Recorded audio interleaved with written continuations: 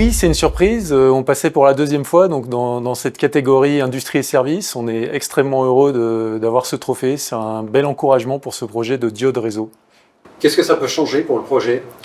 Ce que ça peut changer, ça peut l'accélérer, le crédibiliser pour rechercher des sources de financement, rechercher des nouveaux clients, des distributeurs et accélérer en fait en interne tous les développements et les lancements qu'on a prévus. Ce trophée, tout simplement, aujourd'hui, les systèmes sont embarqués, sont de plus en plus concentrés en termes de puissance de calcul dans les calculateurs, mais en même temps restent de plus en plus connectés.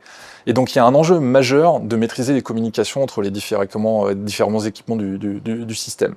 Et pour avoir cette maîtrise, et compte tenu qu'on y intègre des systèmes et des applications hétérogènes en termes de criticité, un enjeu de sécurité et de sûreté des communications devient prépondérant dans les équipements et donc du coup dans les systèmes qu'on est en train de développer.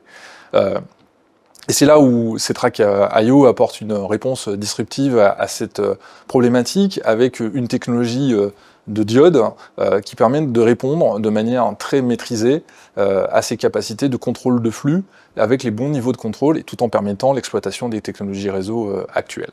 En termes de marché, aujourd'hui, ces technologies diodes, par exemple sur le monde de l'aéronautique, défense, c'était déjà des technologies qu'on pouvait voir par le passé dans des niveaux de mise en œuvre un peu différentes.